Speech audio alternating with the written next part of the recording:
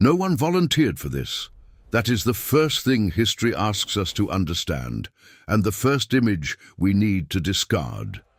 The executioner of the ancient world was not a figure who stepped forward from the crowd, eager and willing. He did not choose his profession the way a carpenter chose wood or a fisherman chose the sea. In most cases, the role found him. It was assigned, inherited, imposed, and once it settled onto a man's shoulders, it rarely left.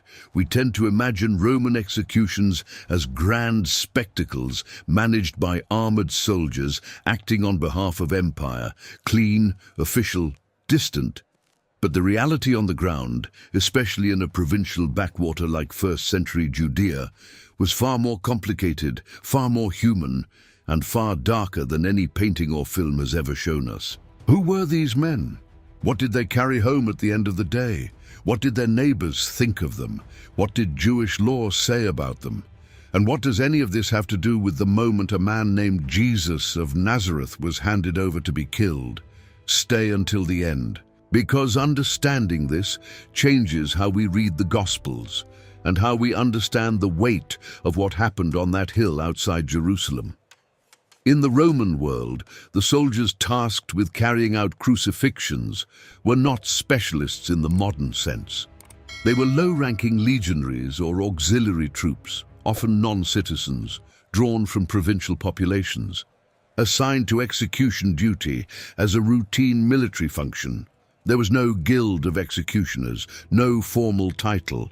The Latin term carnifex, literally fleshmaker, was used, but it was also a common insult. To be called a carnifex in the street was to be called something barely human. And if you find that channel of history worth following, if understanding the world Jesus lived in has ever made the Gospels feel more real to you, consider subscribing. This is the kind of history we rebuild here, one forgotten detail at a time. In Judea specifically, the situation was layered with religious complexity that Roman commanders rarely understood and rarely cared to. Jewish law, the Torah and its rabbinic elaborations, had its own traditions around capital punishment, its own designated roles, its own rules about who could touch what and when.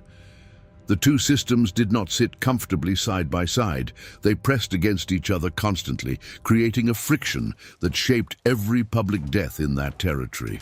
A Roman soldier ordered to oversee a crucifixion woke that morning in a barracks that smelled of leather, iron, and packed bodies.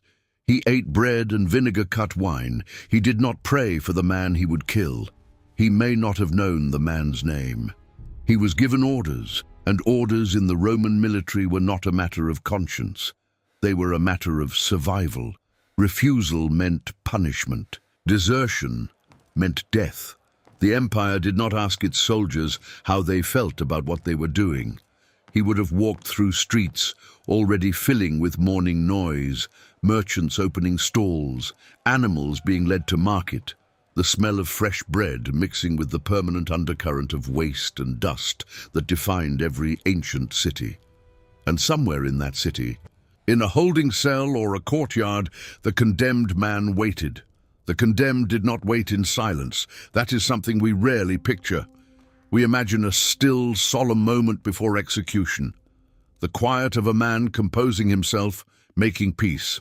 But the reality of Roman custody in first-century Judea was loud, violent, and deliberately degrading. Holding spaces were not designed for comfort or dignity.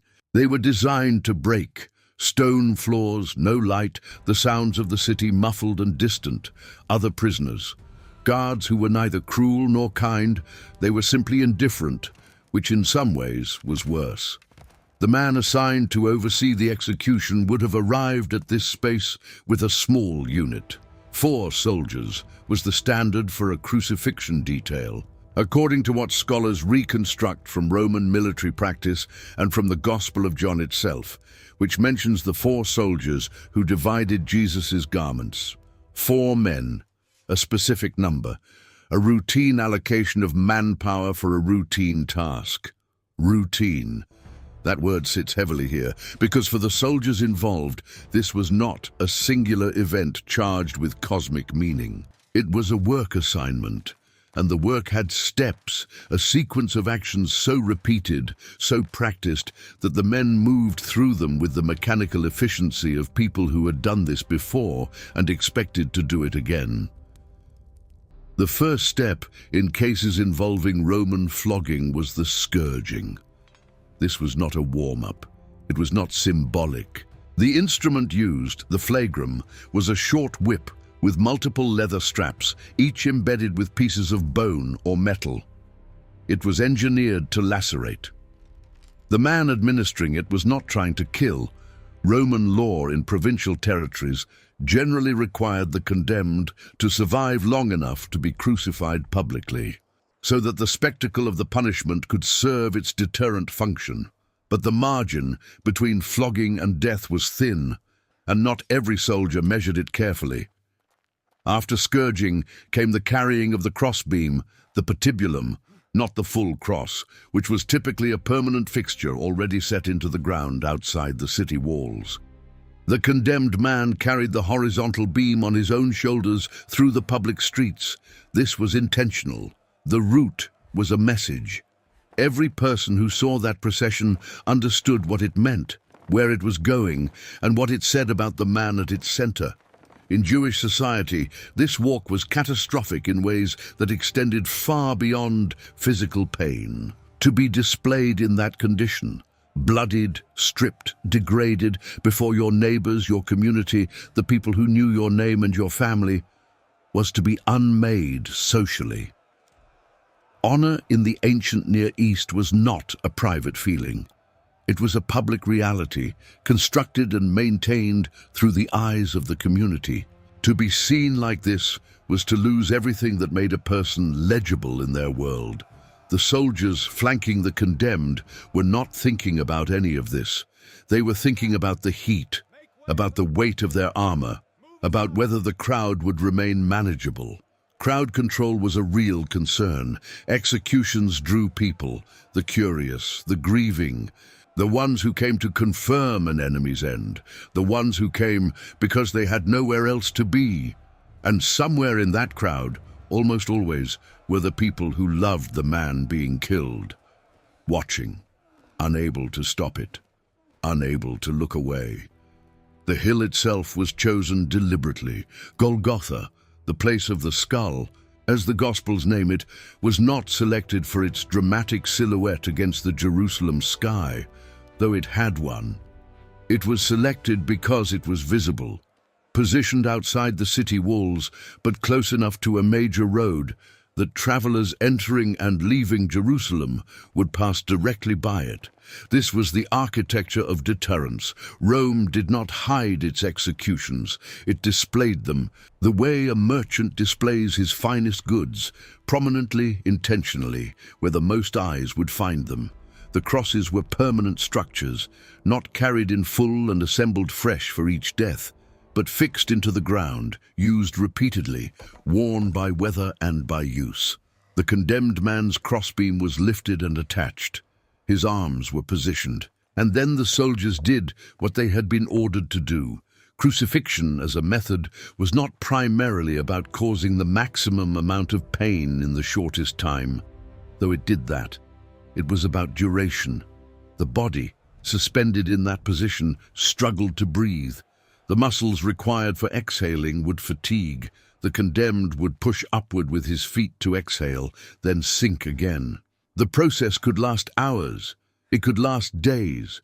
The soldiers assigned to guard the cross were required to remain until death was confirmed, and confirmed with certainty, because a man taken down alive was a political catastrophe.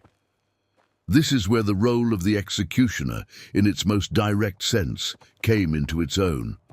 When death needed to be accelerated, when the Sabbath was approaching, as John's Gospel records in the account of Jesus' crucifixion, or when a commander wanted the site cleared, the soldiers would perform what the Romans called the crucifixion, the breaking of the legs. Without the ability to push upward, The condemned could no longer exhale. Death followed within minutes. It was not mercy, it was efficiency. The soldier who performed this action carried a heavy iron mallet. He was not a torturer in the theatrical sense. He was a functionary, and when the task was complete, he stepped back and the work was done. But here is what the historical record forces us to confront, what Jewish law saw in all of this, and why it mattered so profoundly in a society where law and faith were not separate categories, but a single woven reality. In Torah tradition, an executed criminal's body was not to remain displayed overnight. Deuteronomy 21 states it directly: "A hanged man is a curse upon the land, and the land must not be defiled." The body had to be buried before sundown. This was not sentiment, it was theological. The land of Israel was understood to be holy ground, and exposure of the dead contaminated it. Even for criminals, even for the worst offenders the community had known. The men who carried out executions in Jewish legal tradition, where capital punishment existed within the Sanhedrin's jurisdiction, occupied a complex and deeply uncomfortable social position as a result. They had performed a lawful act. They had done what the court required, and yet they had touched death in the most direct way imaginable, which in Jewish purity law rendered them ritually unclean. They required purification. They required time outside normal community life before they could re-enter it fully. This was not punishment. It was acknowledgement that what they had done carried weight. That ending a life, even a condemned life, even a guilty life, left a mark that could not simply be walked away from. The Romans felt none of this. Their soldiers returned to barracks, cleaned their equipment, and ate their evening meal. The distance between those two worlds, Roman practicality and Jewish sacred weight, was the distance across which Jesus of Nazareth passed on the day he died. There is a detail in the crucifixion accounts that most readers pass over without stopping. John's Gospel records that when the soldiers came to break the legs of the 3 men crucified that day, they found that Jesus was already dead. And so one of them, a single soldier, unnamed, unremarked, took his spear and drove it into the side of the body. Blood and water came out. John records this with the insistence of an eyewitness. He saw it, he testifies to it, he wants the reader to understand it happened exactly this way. That soldier had a name, he had a face, he had a unit, a commanding officer, a barracks where he slept. Ancient tradition, reaching back to the early centuries of Christianity, gives him the name Longinus, though the Gospels themselves never name him. What the Gospels do record is the action, and the action was standard procedure. A spear thrust to confirm death. A final professional verification that the work was complete. He was doing his job, and yet that gesture, that entirely routine, entirely unremarkable military action, became one of the most examined moments in the history of Christian thought. Theologians across 2,000 years have written about what flowed from that wound. Artists have painted it. Pilgrims have prayed over it. The soldier likely walked away from Golgotha that afternoon without a second thought, his shift ending, his equipment to be cleaned and stored. This is what the gap between intention and consequence looks like across history. A man performs a routine act. The world turns on it forever. But pull back further now, further than that single soldier, further than that single afternoon, and look at the whole structure of what execution meant in the world Jesus inhabited. Every person in first-century Jerusalem understood, in their body and not just their mind, what crucifixion was. They had seen it. Many of them had seen it multiple times. The Roman administration used it regularly. Josephus records mass crucifixions during the periods of rebellion, hundreds of bodies on crosses visible from the city walls simultaneously. It was not a distant abstraction. It was a known terror, a familiar horror, embedded in the texture of daily life the way flood season or drought was embedded. Something everyone knew could come, something everyone knew they could not stop. When Jesus spoke to crowds in Galilee and said that whoever wanted to follow him must take up their cross, those words landed on people who knew exactly what a cross was. Not metaphorically, physically. They knew the weight of the crossbeam. They knew what the walk through the city looked like. They knew what waited at the end of that road. And he was asking them, calmly, without drama, in the middle of ordinary conversations about fishing and grain and family, whether they were willing to be seen that way, to be unmade publicly, to walk that road. The disciples who heard those words felt something in their chest that we, reading them 2,000 years later, in the safety of our distance, often do not feel. They felt the specific, concrete weight of what was being asked. And then the day came when Jesus himself walked that road, through the city, past the watching faces, up to the hill that was chosen because it was visible. And the men assigned to kill him were not monsters, they were functionaries. They were doing what the system required of them, with the practiced efficiency of people for whom this was a work assignment and not a theological event. That is perhaps the most unsettling truth the historical record gives us. The crucifixion of Jesus did not require evil men. It required ordinary ones. Men with names and equipment and evening meals waiting for them. Men who went home afterward and did not think about it again. The weight of that, the sheer ordinariness of it, is what the early Christians could not stop thinking about. Not that their Lord had been killed by monsters, but that he had been killed by the world as it normally operates. By systems, by routine, by the quiet, efficient machinery of power that grinds forward without asking whether what it is doing is just. He entered that machinery fully, willingly. And what came out the other side is what the faith is built on, not an abstraction.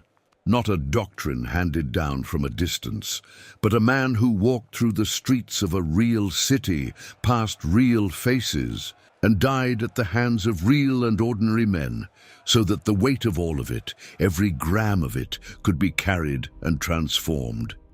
That is the world the Gospels were written in. And once you see it, you cannot unsee it.